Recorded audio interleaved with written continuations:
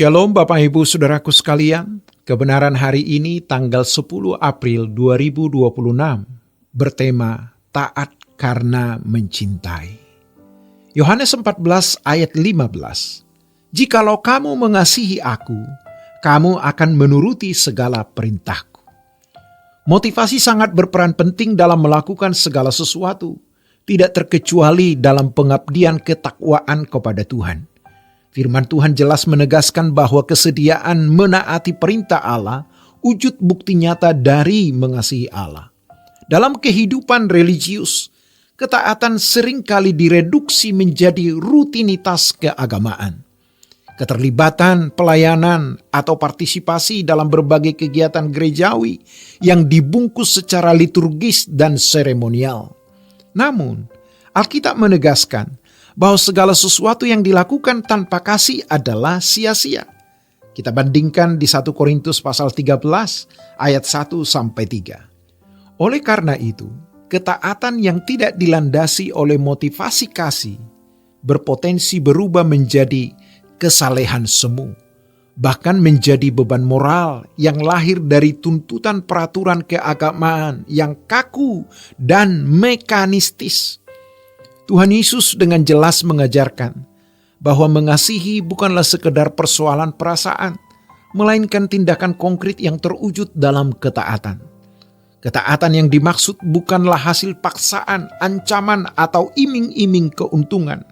Kristus tidak mengatakan, "Taatlah supaya kamu terhindar dari hukuman," atau "Taatlah supaya kamu memperoleh upah."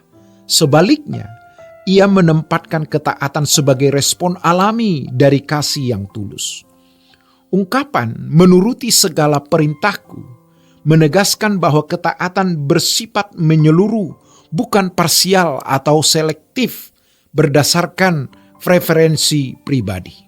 Dalam hal ini, ketaatan menjadi indikator objektif yang mengungkapkan kualitas kasih seseorang kepada Tuhan.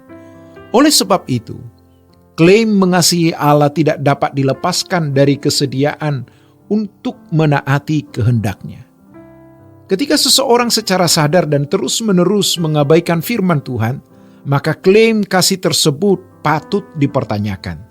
Kekristenan yang hanya tampak religius secara lahiriah, tetapi tidak berakar pada relasi yang sejati dengan Allah, berpotensi jatuh ke dalam kepura-puraan dan formalitas kosong. Dalam kerangka teologi kasih, ketaatan tidak mendahului kasih, melainkan sebaliknya, kasih mendahului ketaatan. Orang percaya tidak menaati Allah agar dikasihi atau diberkati, melainkan menaati Allah karena telah lebih dulu menerima kasih-Nya. Dengan demikian, ketaatan, ketundukan, dan kesetiaan bukanlah bentuk transaksi rohani, melainkan respon relasional. Ketaatan yang bersyarat, yang didasarkan pada harapan, memperoleh berkat, jawaban doa atau mujizat, bukanlah ketaatan yang alkitabiah. Ketaatan sejati lahir dari relasi yang sehat dan dewasa dengan Allah, serta dari kesadaran untuk tidak melukai hati Tuhan yang telah lebih dulu mengasihi.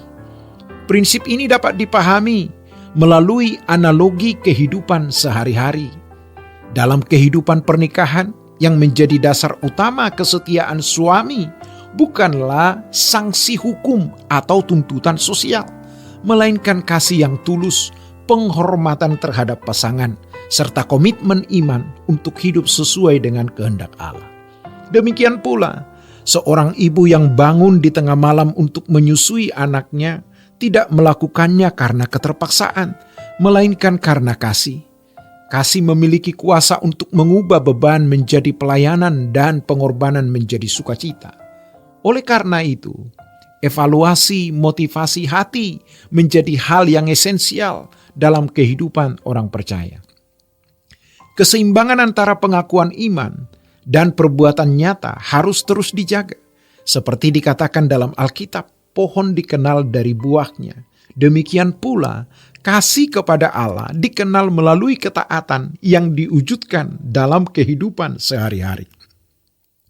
Ketaatan dan kesetiaan bukanlah sesuatu yang instan atau hasil dari pengalaman spektakuler sesaat, melainkan buah dari proses panjang dalam perjalanan iman.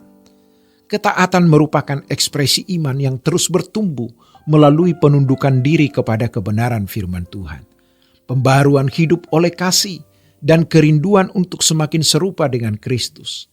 Dalam perspektif ini, tujuan tertinggi kehidupan orang percaya bukanlah pencapaian duniawi, melainkan hidup yang berkenan kepada Allah melalui ketaatan yang utuh. Ketika kasih menjadi dasar dan penggerak ketaatan, ketaatan tidak lagi dipandang sebagai beban yang memberatkan, melainkan sebagai kehormatan yang dijalani dengan sukacita dan kesungguhan hati. Alkitab juga menegaskan bahwa Allah tidak mengizinkan pencobaan melampaui kekuatan manusia. Bandingkan 1 Korintus 10 ayat 13. Oleh karena itu, tanggung jawab manusia adalah berjuang dengan sungguh-sungguh dalam ketaatan, sementara Allah dalam kesetiaannya tidak akan lalai menggenapi bagiannya. Demikianlah kebenaran hari ini. Tuhan Yesus memberkati. Sola Gracia.